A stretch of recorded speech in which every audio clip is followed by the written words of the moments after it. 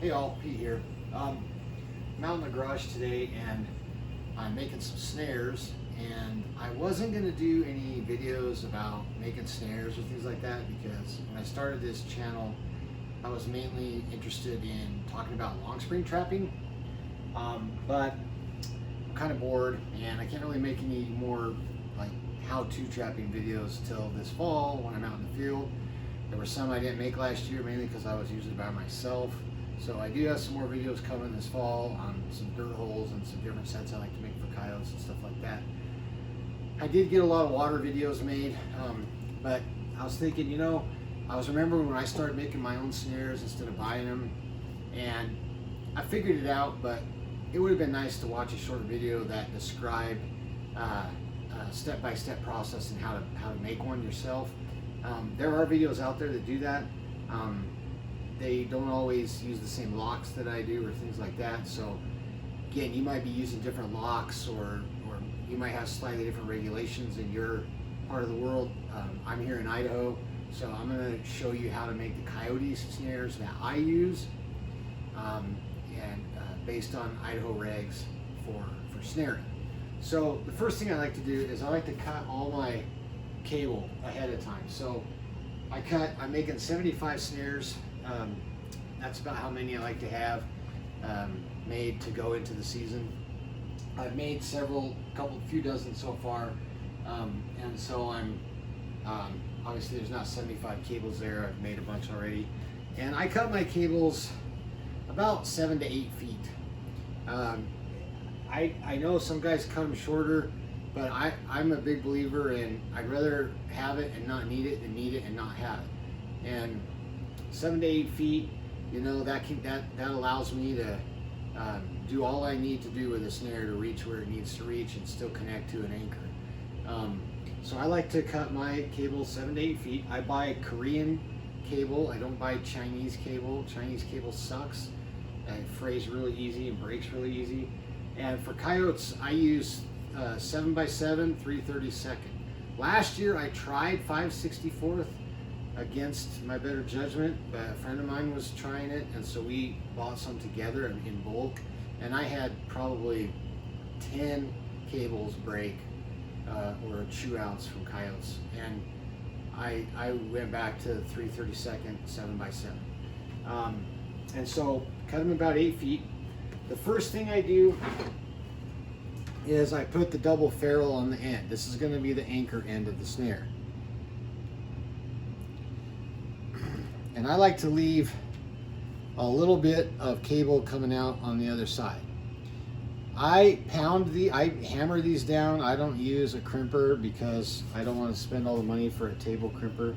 So I use my anvil part of my vise and a hammer, and I pound these down.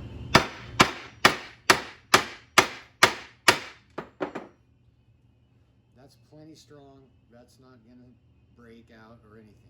Okay. You may notice I'm wearing an earplug in my right ear. That's because when I'm making snares and I'm pounding on this, I like to protect my hearing a little bit in my right ear. So that's the first thing I do. Then I go to the other end and I take my whammy, and I like these spring style ones, and I put it on the cable wide end down towards the anchor end like this. Okay, and that might seem like a small detail, but it's an important detail because if you do it the other way, you won't be able to use it as a snare support. Okay, and nothing's worse than getting out there and realizing you put these on all the wrong way. So, and I just drop that down the snare. Then I take my Mini Pro lock. These are the locks I use. I really like them. They're small, so I really like these locks. Let me explain why. When I hang my snares in trails and crawl unders and stuff like that, I don't want more stuff in line of sight of the animal than needs to be. And I like cam locks. This is a cam lock.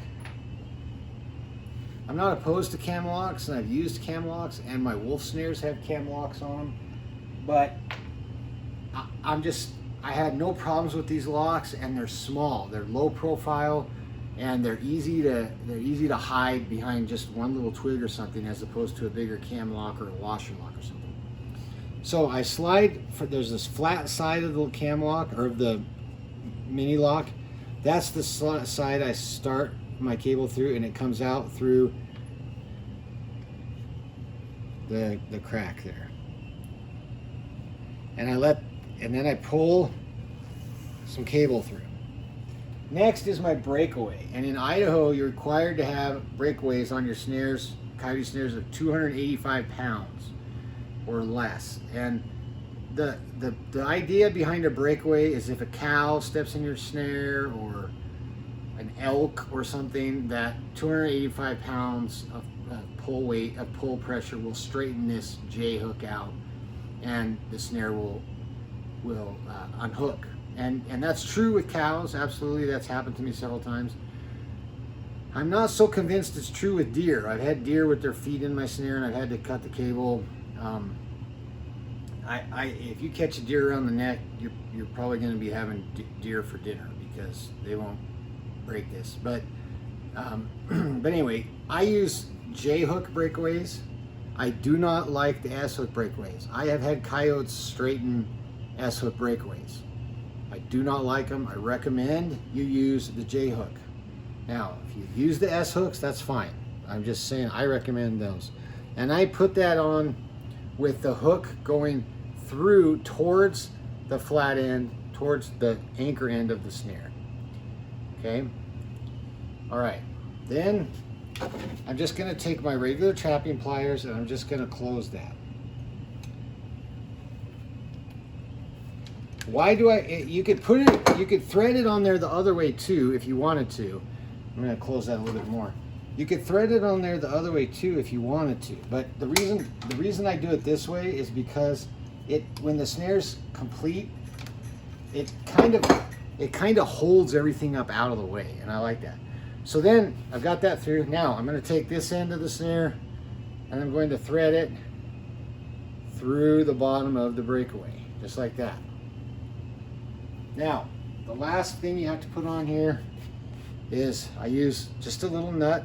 It's a cable end, really cheap.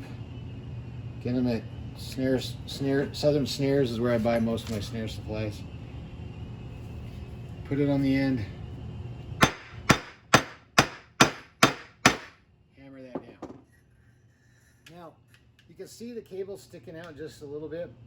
That's one of the reasons I wear these gloves when I make snares. Obviously, I'm going to descent these snares and everything, so I don't really need to wear gloves, but those little cable ends are sharp, and I have poked those into my hands on more than one occasion. If there's a lot of that stuff hanging off the end of that nut, I like to cut it off with a pair of dikes. So I just get a good grip on that. There we go. And I got most of it off the end there.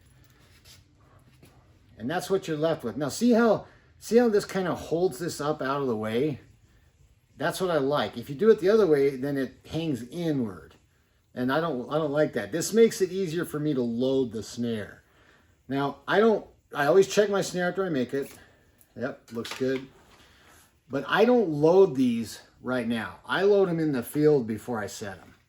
So, because I don't ever know where I'm going to be putting it. And I can't always count on having the same size snare. With a coyote, I like to use a 10 to 12 inch snare on a trail. But in a crawl under, a 10 to 12 inch snare is about like that. But on a crawl under a fence, your hole might be that big. And if you load it, it's not going to sit the way you want it to. So I don't load them at all when I'm making them. I load them in the field before I set them with just my thumb. And so anyway, now if you're new to snaring, you will soon find out that snares can become more tangled up than anything you've ever imagined in your life. So I like to make a circle about that big with my snare. I wrap it a couple times. And then you take, for you new guys, the way you keep these in order is you take this and you start dropping it through, running it through the snare several times.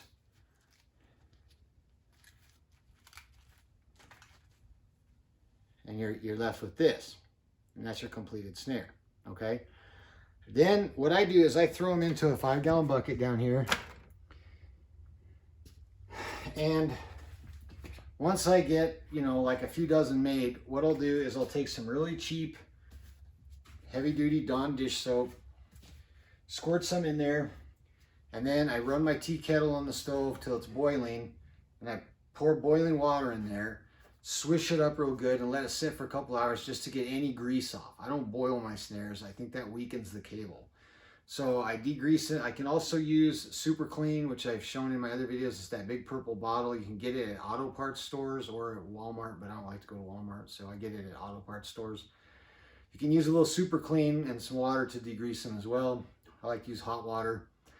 Honestly, just hot water will get a lot of the grease off. But anyway, so I do that. I degrease them. Then I rinse them really, really good.